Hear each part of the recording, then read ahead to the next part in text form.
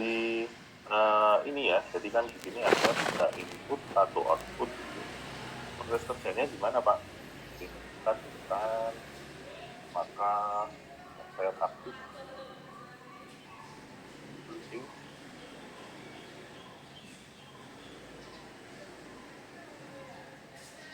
tahun saya aktif, dan ada 3 botol yang melalui proximity.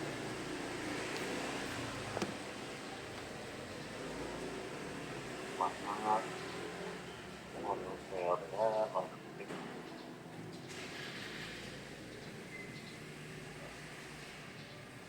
Konveyor hanya akan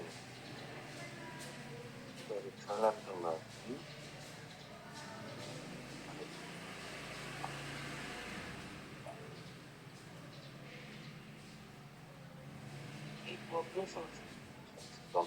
ya.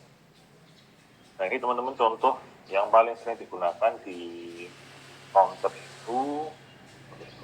itu adalah sistem sortir. Contoh apa? Pabrik makanan dan minuman apa yang tidak membutuhkan sistem sortir? Operasional semua sekarang sudah sortir. Kalau misalkan produk minuman gitu ya, jadi sebelum masuk ke bagus terus masuk ke packaging gitu. Soalnya biasanya kan isu ini Bluetooth mode. ada yang di 24, mungkin yang paling banyak itu 48 gitu ya. Nah biasanya sistem seperti ini yaitu semi otomatis. Ini modelnya seperti ini ya, di sini ditekan maka ordernya jalan dulu loading ya, jadi nggak usah ditekan. Ketika ordernya sudah dapat, maka dia mulai mendeteksi botol banyak berapa, yang misalnya di sini saya kasih contoh ya, 12 botol teman-teman. Nah 12 botol sudah melampaui proximity, kalau sudah maka konveyornya akan berhenti dan operatornya itu bisa langsung memindahkan botol yang 12 itu tadi ke dalam wadahnya atau dalam kardus untuk disegel. Si konveyor ini hanya akan berjalan kembali ketika startnya ditekan. Nah, sistem semi otomatis seperti ini ya teman-teman. Semi otomatis itu maksudnya gimana Pak? Prosesnya itu tidak looping. Jadi untuk memulai prosesnya kembali itu masih butuh campur tangan manusia. Ini masih dinamakan sistem semi otomatis. Gitu. Jadi ada keputusan manusia di dalam untuk menekan tombol startnya itu tadi. Ini kelihatannya sepele atau gampang gitu ya, tapi ini memang banyak sekali digunakan untuk mesin-mesin sortir gitu. Jadi kalau untuk produksi mesin-mesin sortir yang skala kecil yang menggunakan PLC compact gitu, itu masih banyak yang menggunakan mekanisme seperti ini, jadi semi otomatis ya. Terus kemudian dari sini teman-teman, untuk pembuatan projectnya itu teman-teman tidak usah buat project dari awal lagi. Misalnya kemarin kan sudah pernah saya isi project namanya project coba gitu ya. Kalian copy aja, dipaste di desktop misalkan. Nah, nanti dari desktop ini teman-teman langsung buka filenya yang Siemens DIE Portal Project. Diklik 2 kali. Nah kalau sudah kan muncul seperti ini. Ya. Pak ini konfigurasi lagi, tidak usah kan sudah dikonfigurasi. Nanti kalian kerja 2 kali dan itu menjadi tidak efektif. Jadi supaya alih ke menu konfigurasi dan pemrograman, teman-teman di sini ada menu namanya Open the Project View ya. Tinggal diklik saja. Tampilannya masih ditutup seperti ini ya. Jadi perlu kita extend dulu. Kita extend yang bagian keterangan PLC di sini. Kemudian kita masuk pertama ke device configuration, klik 2 kali ya. Terus. Ini teman-teman. Jadi kita perlu nambahkan apa tadi? Input sensornya dulu ya. Jadi di DI-nya ini, I/O text, kita tambahkan sensor apa tadi? Proximity ya. Tambahkan sensor proximity. Kemudian setelah proximity sudah, untuk EO-nya, ini yang dulu yang tadinya lampu, kita ganti keterangannya menjadi conveyor ya. Jadi inputnya sekarang ada 3, bukan hanya start stop saja, tapi tambahan proximity. Dan sekarang untuk DO-nya itu sekarang ada conveyor ya, conveyor. Alamatnya sama ya di 8.0. Nah, baru kita beralih ke main OB. Nah, kita mulai dari awal lagi ya. Di network yang pertama, teman-teman bisa nambahkan NO dulu. Musik, tangan start gitu ya. Otomatis dia akan manggil sendiri labelingnya. Kemudian di sampingnya persis, secara seri gitu, kasih normally close, jangan lupa dikasih stop. Di sampingnya lagi dikasih coil, coilnya si conveyor tadi ya. Sebelum start, teman-teman kasih percabangan ke bawah, tambahkan normally open lagi, kemudian si keterangan conveyor. Terus kemudian baru kita tutup. Nah ini persis seperti kemarin Pak, iya, start stopnya persis. Cuman perbedaannya apa? Nah perbedaannya ini, setelah dia jalan, maka dia mau deteksi 12 botol. Ini kondisi bersyarat ya. Jadi conveyornya jalan dulu, baru kita tambahkan percabangan di sini. Tambahkan NO lagi.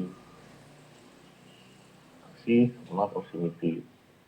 Jadi ibaratnya kalau si conveyornya ini belum jalan, kalau misalnya ada orang iseng mainan proximity-nya itu nggak akan terjadi.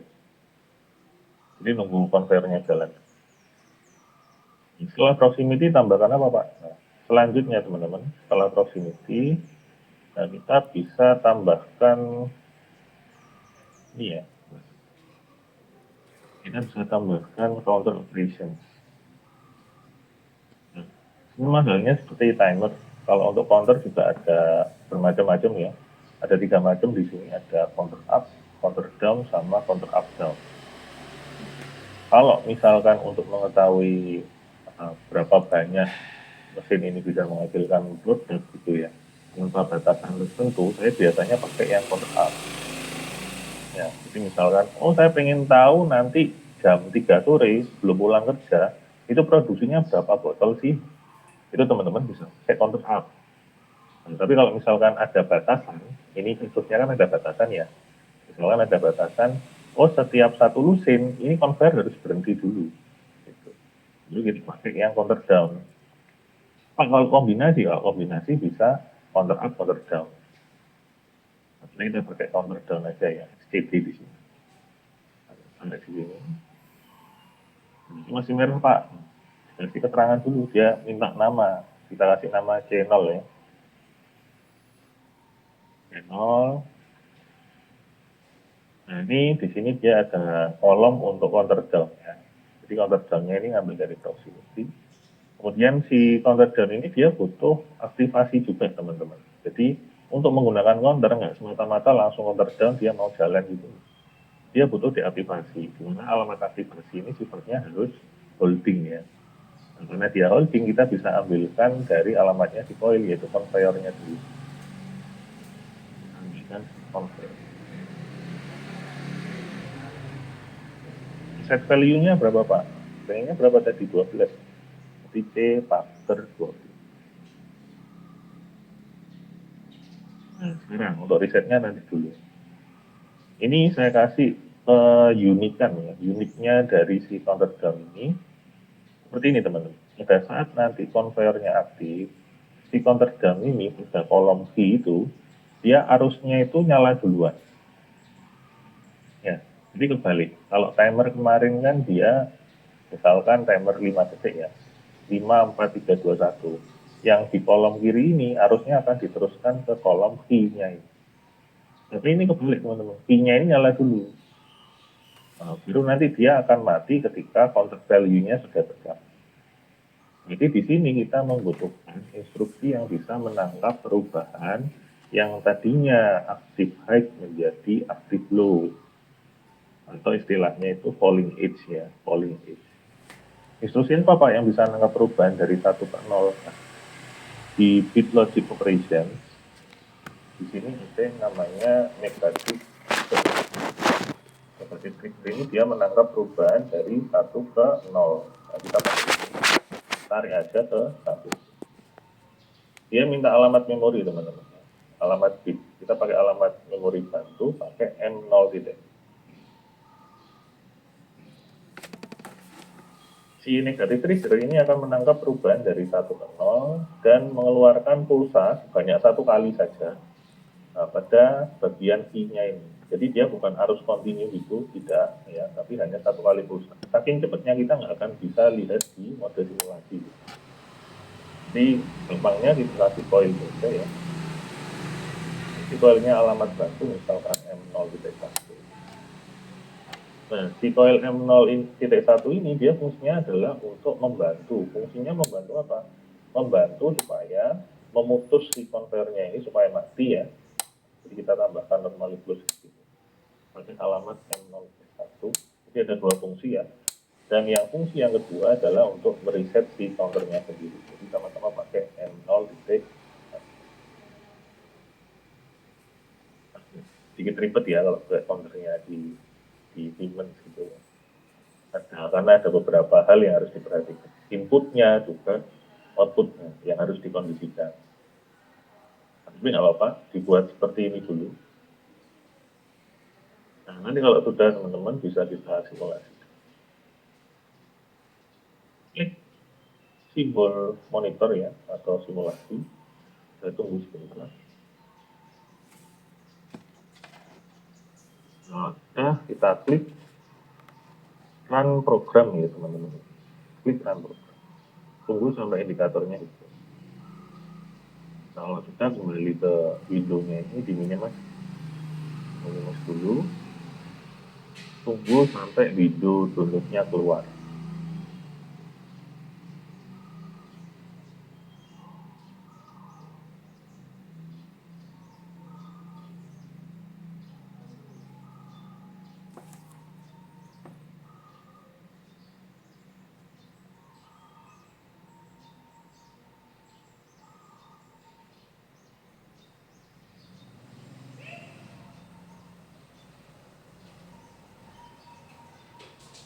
Nah, ini sudah keluar ya. Yang penting ini centang biru semua teman-teman dan bisa kita download. Nah, ini loading completed, kita bisa monitor atau tekan simbol kacamata.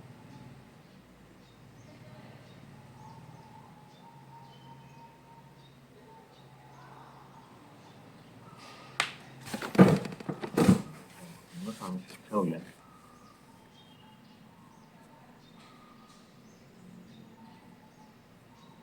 Nah, ini selanjutnya adalah kita bisa klik ini ya, alamat input bitnya ini ya. Yang holding ya, holding seperti yang saya informasikan tadi, bahwa si counter ini ketika X-nya ini kita kasih holding, maka dia key-nya aktif duluan. Jadi ketika ini saya lepas, holdingnya tetap aktif ya. Jadi kan kita perlu nangkep kondisi kalau misalkan sudah 12 kali gitu. 12 ini proximity alamatnya 0.2 ya. Jadi ini kita klik 12 kali. Untuk botol 2, 3, 4, 5, 6, 7, 8, 9, 10, 11, terakhir ini seharusnya mati semua.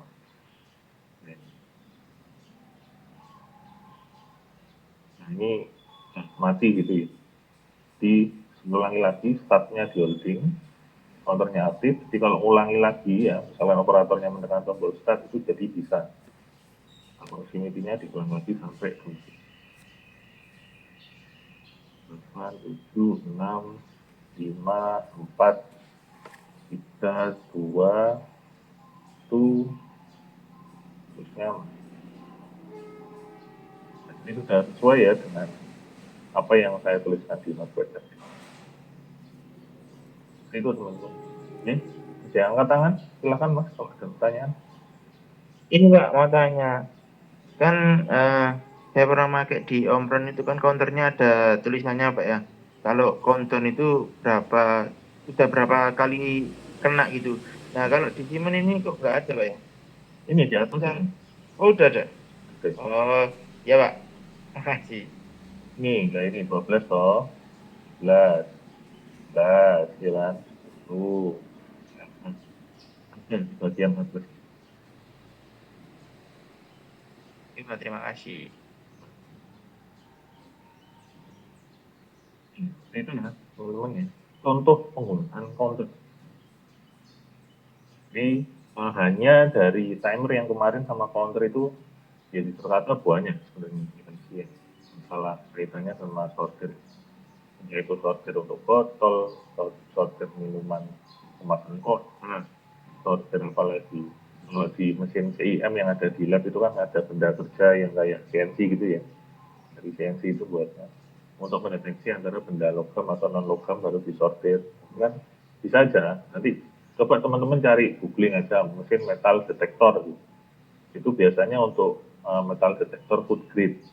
Ya, jadi misalkan katakanlah saya mau membuat sosis nih dari apa namanya material seperti daging sapi mentah gitu mungkin ya. Itu kan selama perjalanan daging sapi mentah itu datang ke pabrik pengolahan atau produksinya itu ada dikhawatirkan ada tercampur material logam gitu. Ada mesin yang sangat laku di pasaran itu namanya mesin metal detektor. Prinsipnya ya gitu, ya seperti pakai metal detektor atau proximity yang apa namanya induktif gitu ya. Jadi mesinnya jalan terus, dagingnya masuk, dan ketika dia sudah mendeteksi adanya logam dengan kadar sekian, dia langsung berhenti ketika di tempatnya. Itu malah lebih simpel lagi, itu nggak usah pakai counter gini. Jadi ketika on ya, misalnya ada metal, maka langsung diputus. Programnya malah lebih sederhana lagi, kayak stop ya. Dan cuman stopnya ada dua, stop yang emergency sama kontaktor normally close yang dari proximity metal detektornya itu. Itu sudah banyak teman-teman. Mesin yang konsepnya memang sederhana dan sepele tapi bermanfaat.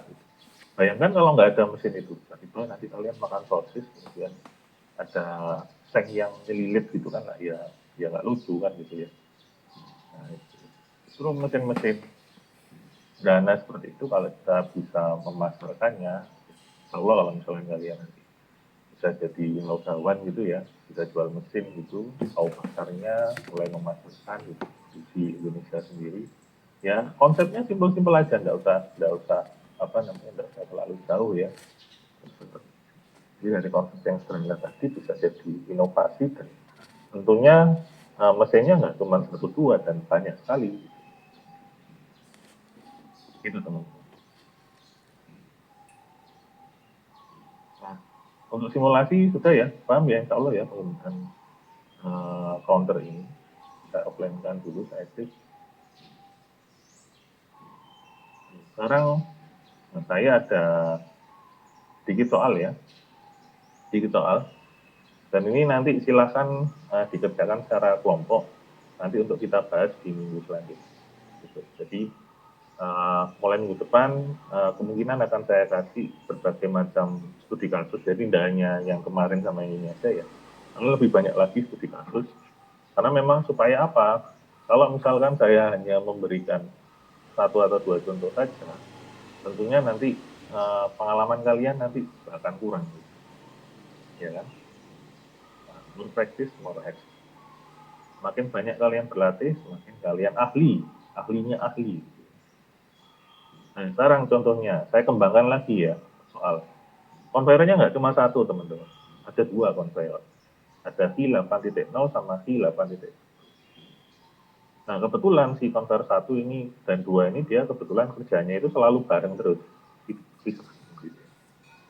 Jadi misalnya setelah ditekan maka conveyor satu, conveyor dua aktif holding. Jadi bareng, nyalanya bareng. Jadi ada dua conveyor yang saling dihubungkan secara seri gitu. Nah terus kemudian ketika conveyornya sudah aktif, proximity mendeteksi dua botol. 12 ya, sorry 12 botol. 12 botol melalui conveyor satu ini.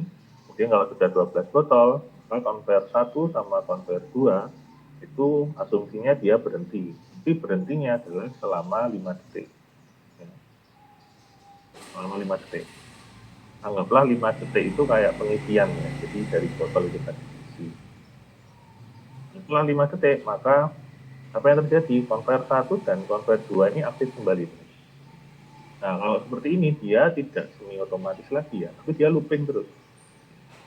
Ya, jadi ketika dia berhenti 5 detik, jalan lagi. kemudian counter lagi 12 botol. 12 sudah lewat, diisi lagi 5 detik kira-kira estimasi, jalan lagi. Ya kan? Seperti itu. Jadi looping sama kayak yang traffic light kemarin. Ya. Jadi kuncinya kalau dinamakan otomatis itu dia jalannya looping terus. Jadi supaya kalian paham bahwa sistem itu ada yang semi otomatis, ada yang full automated gitu. Kalau full automated itu ya kayak gini. Jadi dia looping terus. Setelah selesai step akhirnya balik lagi ke step awal. Selesai step akhirnya balik lagi ke step awal. Namanya sequential programming ya. Berhentinya kapan Pak? Berhentinya ketika stopnya ditekan baru berhenti. Misalnya jam pulang kerja, wayang mulai. Please, teman-teman lek kerja udah mulai. Stopnya ditekan, itu udah mesinnya mati, operatornya boleh pulang. Besok tidak ulangi lagi gitu. Ini ya, ini untuk studi kasus yang bisa kalian coba dan kerjakan secara kelompok aja nggak apa-apa, supaya kalian kemarin sudah bikin kelompok kok enggak nganu ya, kok enggak dimanfaatkan gitu ya. Dan ini soalnya saya taruh kolom chat aja.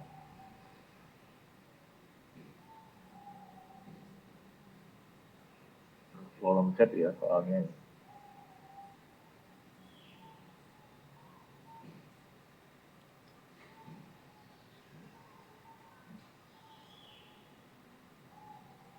Ini sudah saya kirim ke kolom chat teman-teman.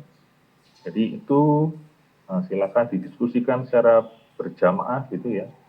Mumpung puasa seperti ini kan, ini kan ibadah kan berjamaah gitu, termasuk belajar juga. Nah ini nanti akan kita bahas bersama sini gitu. Terus kemudian untuk traffic light ya, supaya sama seperti kelompok yang lain ya, supaya tahu dokumentasi pengerjaannya juga bagaimana. Nah setelah ini saya absensi, silahkan teman-teman buat video ya. Kalau teman-teman kemarin sudah nyoba sendiri-sendiri, saya sudah nyoba program sendiri-sendiri. Saya punya versi saya, versi A, versi B, padahal dia satu kelompok. Gitu. Nah, silakan didiskusikan mana yang mau dipakai untuk diupload di YouTube. Nah, nanti link YouTube-nya nggak usah diupload di LMS ya teman-teman, cukup di grup saja. Dan nanti akan saya cek apakah ada variasi atau enggak. Untuk kelas yang A sama B kemarin ada variasi. Contoh misalkan ada yang pakai instruksi counter yang counter on delay, bukan counter ya, timer ya sorry, timer yang on delay. Ada yang pakai yang push, ya kan? Yang push itu cuma satu kali push saja sudah mau jalan dia. Terus kemudian ada juga yang nggak pakai instruksi tapi pakai coil on delay ya, namanya SD gitu. Ya ada anggota kelompok yang explore sendiri, jadi kelihatan lebih ringkas gitu daripada menggunakan instruksi. Itu teman-teman. Nah, saya pengen lihat di variasinya itu. Semakin kreatif, berarti kan pemikirannya kan polanya kan berbeda-beda. Tapi satu hal yang penting bukan masalah kalian pakai instruksi barunya ya, tapi pertama yang paling penting adalah laddermu itu bisa jalan sesuai dengan SOP-nya. Kalau kemarin misalkan start tekan merah dulu, on delay ya. Baru setelah selesai timernya buat nyalakan si hijau. Ketika hijau nyala buat mutusin merah. Nah, hijau selesai, nah ke kuning. Kuningnya lampunya nyala buat mutus si hijaunya. Terus kuningnya selesai urusannya, gantian nanti timernya si kuning gitu pakai untuk aktifkan kembali si merah. Merahnya jalan, kuningnya tadi ditutup. Itu terus sampai selesai. Nah, itu ya untuk step by step pengerjaan untuk yang timer kemarin. Nah, kalau seperti ini gimana? Seperti ini ya bersama kan? Nah, bersama. Jadi ketika 5 detik sudah selesai, kembali lagi ke posisi awal.